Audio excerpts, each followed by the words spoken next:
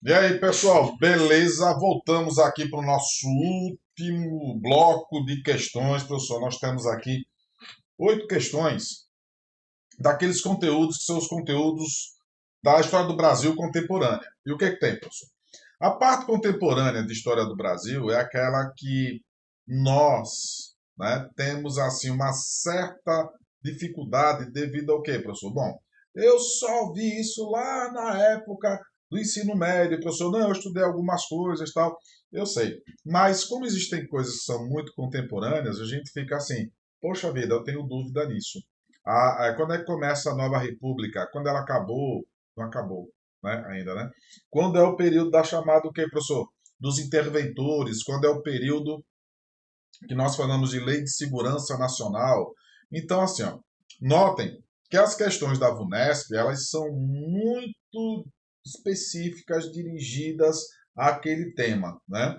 É por isso que eu estou tomando cuidado em fazer sempre as observações em cima daquele, porque se a gente for falar do conteúdo no geral, a gente ia passar muito mais tempo, muito mais horas aqui, né, explicando cada uma dessas questões aqui. Então, assim, penso eu, né, junto com a coordenação aqui do curso, que você já deu aquela bisurada, já pegou o material, já pegou as apostilas, já pegou os PDFs aí, e já deu aquela lida, já deu aquela treinada, e nós estamos somente aqui consolidando aquilo que você já aprendeu, tá certo? Então, professor, deixando esse preâmbulo de lado aqui, né, porque eu sei que você está se preparando bem aí do outro lado, vamos aqui às últimas questõezinhas. Tem assim, ó. Prova de 2024 do ano passado, né? Você vai ser aprovado agora em 2025. Tem assim. Um assunto dominava a atenção de Getúlio. Então, o assunto aqui relacionado ao período de Getúlio Vargas, lembrando que Getúlio Vargas ele vai assumir em 1930, o governo provisório dele vai até 1934, como é, professor? Governo provisório. A segunda fase, de 1934 a 1937, é chamada de governo constitucional. Se o governo é constitucional, já está dizendo, vai ter uma constituição aí, né, professor? Exatamente. E a última fase, que foi de 1937 a 1945, que chamou-se de Estado Novo, que foi uma fase ditatorial, porém de desenvolvimento industrial no Brasil. E aí o que acontece, professor? Um assunto que dominava a atenção de Getúlio, a política trabalhista. Quem viu o bloco anterior, eu até expliquei. Getúlio, ele rompe com as elites e se aproxima dos trabalhadores. Por isso que ele era chamado pai dos pobres. Foi nessa área que ele mostrou quem era e a que viera. Dividiu sua política em duas metades. Numa, criou leis de proteção ao trabalhador. Na outra, ele queria o quê? Amplo controle sobre a máquina do Estado, ou seja, uma espécie de um ditador, né, professor? É indireto, vamos colocar assim, né? E era um ditador assim que ele só apareceu assim as garras de ditador a partir do chamado Estado Novo, a partir de 1937. Então, criou as leis de proteção ao trabalhador. Então, ele dava com a mão e tirava com a outra, né, professor? Mais ou menos por aí. A. Reforçou a inaptidão dos trabalhadores no trato da questão política partidária, ainda que tenha estendido o voto para todos os brasileiros, mesmo os analfabetos. Aqui não. Não, professor, não. Por quê? Porque aí ele passaria a ter controle. Quando falar do voto, ele beneficiou principalmente as mulheres a partir da Constituição de 1934. Tá? Analfabetos não. B. Apoiou projetos que ampliavam a ação política dos sindicatos, beleza, ao mesmo tempo que garantiu amplo direito de greve a todos os trabalhadores. Não. Ele permitiu aqui a criação dos sindicatos, porém aqui, ó, ele proibiu a greve, né, professor? Ele não permitiu. Por quê? os sindicatos aqui, eles eram controlados por Getúlio Vargas, né? C. Privilegiou os trabalhadores. Sim ou não, professor? Sim, ele deu privilégio aos trabalhadores.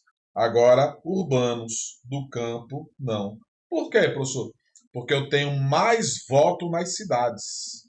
Quanto mais votos, melhor para mim. Então, privilegiou os trabalhadores, o que, professor? Urbanos. Está errado aí, né, professor? Isso. D. Estabeleceu acordos com os sindicatos mais progressistas e limitou a ação das entidades de trabalhadores que defendiam a presença do Estado na economia. Estabeleceu acordos com sindicatos mais progressistas? Não. Ele tinha controle sobre todos os sindicatos. Controle, não acordos. Vargas não permitia acordos. Viu? Reprimiu qualquer esforço de organização dos trabalhadores, ó, reprimiu, fora do controle do Estado e enquadrou os sindicatos como órgãos de colaboração do Estado, ou seja, sob controle, vou botar aqui, ó, sob controle do governo, sob controle do Estado. Letra E. Certo? Então, veja bem, o governo de Getúlio Vargas era aquela coisa assim, ó, o trabalhador, aqui, ó, o trabalhador, vai ter o quê, professor? O meu apoio, certo? Agora, vou criar leis trabalhistas, a CLT, a Consolidação das Leis Trabalhistas, porém, não vou permitir o quê, professor? Eu não vou permitir aos trabalhadores o quê? Greves. Não, professor? Não. Assumir altos cargos, sejam eleitorais, sejam eles o quê, professor? Dentro das fábricas. Outra coisa, o que é, professor? Eu vou dar apoio ao trabalhador urbano, mas eu não darei esse apoio ao trabalhador rural. Tá vendo só? Então é só você seguir essa regrinha aqui que você consegue, ó, identificar.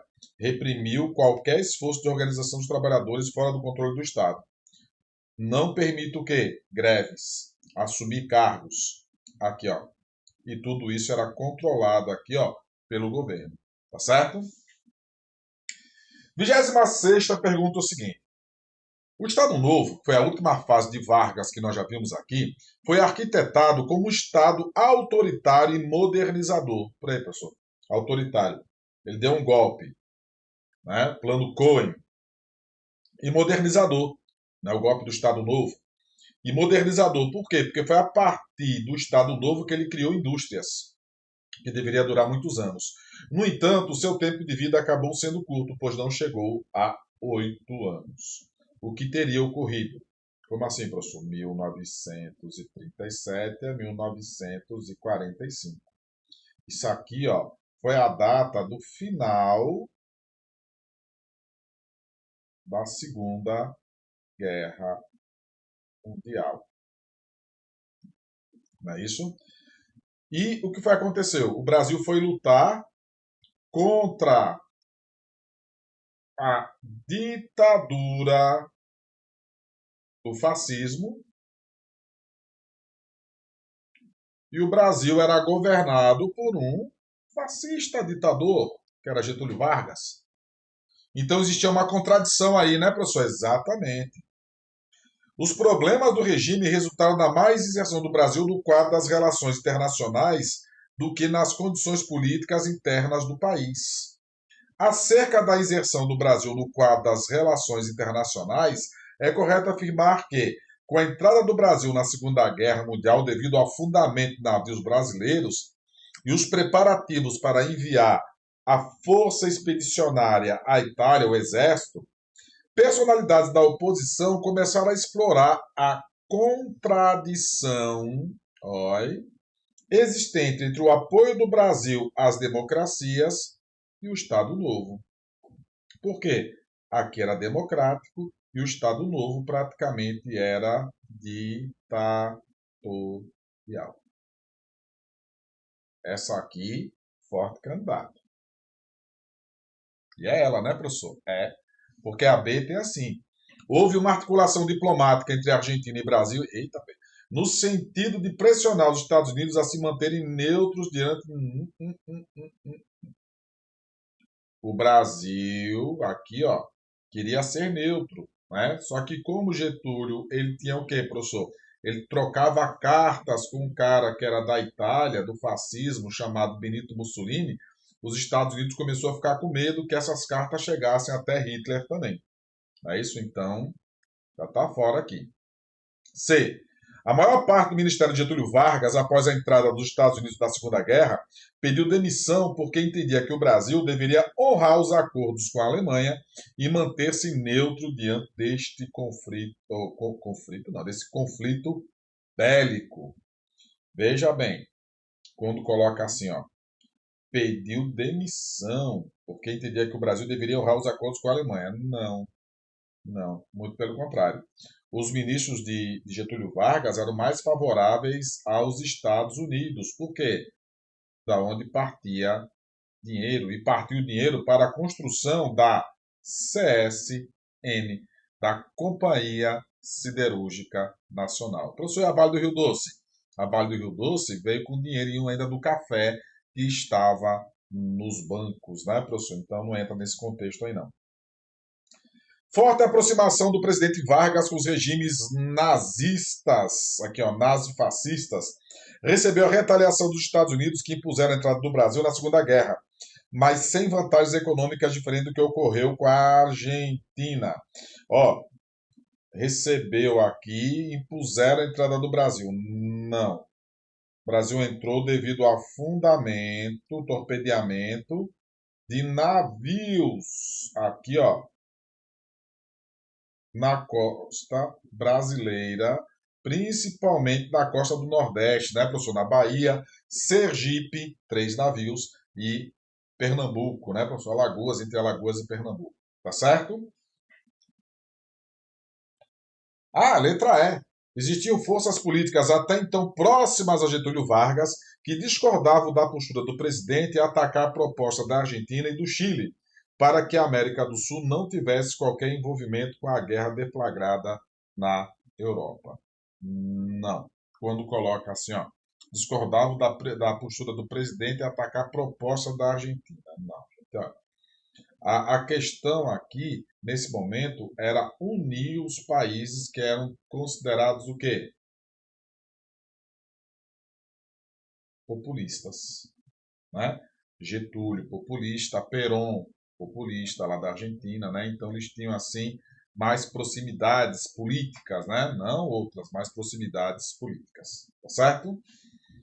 Professor, podemos analisar, deixa eu voltar aqui um pouquinho, analisar essa questão aqui, ó,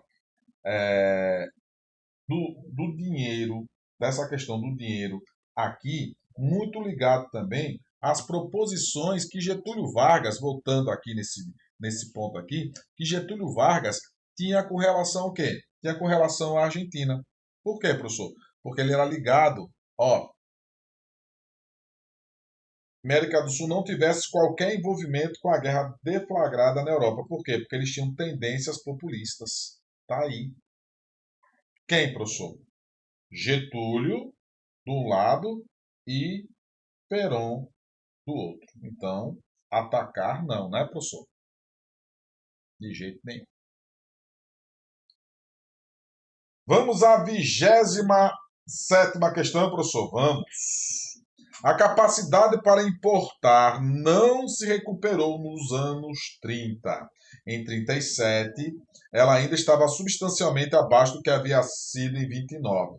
Em realidade, o quanto das exportações daquele ano, bem superiores a de qualquer outro ano do decênio, esteve 23% abaixo de 1929.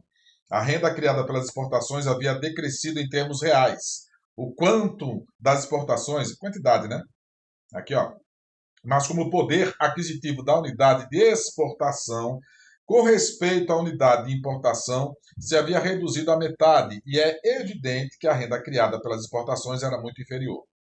O valor da produção agrícola, preços correntes, havia subido de 7,5 para 7,8 bilhões de cruzeiros, não obstante da produção para exportação haver baixado de 5,5 para 4,5 bilhões. A participação das exportações com elemento formador da renda do agricultor havia decrescido, portanto, de 70% para 57%. Celso Furtado escreveu isso. Veja, professor, outro texto que eu fiquei voando, li de novo. Tive que dar um Google aqui para entender essa questão. Espera um pouquinho, gente. Ó. Deixa eu dar uma dica, tá? A dica do careca aqui para vocês. Olha só. Quando se fala do período de 1930, repare aqui, ó, 37, ó, 29. Então, 29, próximo, 30, tá? 29, 30, certo? Essa fase aqui, a partir de 1930, é o período chamado período da Era Vargas, tá ok? Pronto. A dica é o seguinte, tem aqui 37, 1937 a 1945 é o período denominado de Estado Novo. Período industrial, né, professor? Exatamente. Tá? Observe aqui que ele está falando do quê? Ele está falando que houve um crescimento industrial e uma queda praticamente da parte agrícola. Não é isso? E se a gente for analisar aqui, nós temos o quê? Na letra A, olha, a partir do contexto apresentado no excerto, é correto afirmar que o Brasil A. experimentou um desenvolvimento econômico forte desde os anos de 1920, baseado na exportação de café e algodão, e foi pouco afetado pelos anos de depressão econômica. Opa, não. Pouco afetado, não, muito. Tanto que tivemos que fazer o quê? A substituição. Política das substituições. B. Recuperou-se lentamente dos efeitos da recessão econômica dos anos de 1930, porque o Estado brasileiro manteve uma política de sustentação do preço do café. Tá certo, professor? Errado. Em 1930 o café, olha, cai. A única política de sustentação do preço do café foi aquela chamada o quê, professor? Aquela que nós tivemos chamado Convênio de Taubaté. Isso foi na República Velha, e, né, professor? E não na época de Getúlio Vargas.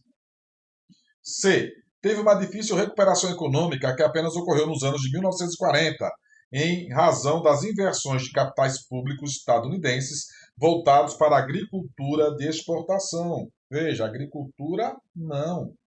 Né? Mas o que, professor? A industrialização. Conseguiu se recuperar dos efeitos da crise de 29 ainda na década de 30, principalmente em função do crescimento industrial e da produção para o mercado que? Interno. Isso aqui chama-se de nacionalismo. E é, professor, isso, será, professor, que é nacionalismo? É o nacionalismo. Tá vendo? Isso é sempre ligado ao processo industrial. Sentiu pouco as decorrências da crise de 29? Não. Porque a indústria ganhou importante impulso nos anos 20. Não, a partir de Vargas, a partir de 1930. Tá certo? E voltados para a indústria de base, 1937 a 1945, que foi o período denominado de Estado Novo, e não nessa fase aqui. Caramba, professor, essa fase getulista é uma fase que eu noto que a VUNESP ela cobra. Tem alguém lá que é fã de Getúlio Vargas, então é bom que vocês fiquem bem espertos a essa fase de Getúlio Vargas. Uma aula sobre Getúlio Vargas desde a Revolução de 1930 até a queda dele em 1945 seria muito importante para vocês. tá? Uma aula explicando passo a passo as mudanças que ocorreram, as fases que ocorreram, 1930, 34, governo provisório, ocorreu o quê? Durante o governo constitucional, teve o quê, professor? Tiveram várias revoltas além da Constituição. A criação da CLT, dessa consolidação de leis trabalhistas, mesmo sendo um período ditatorial, mas foi um período de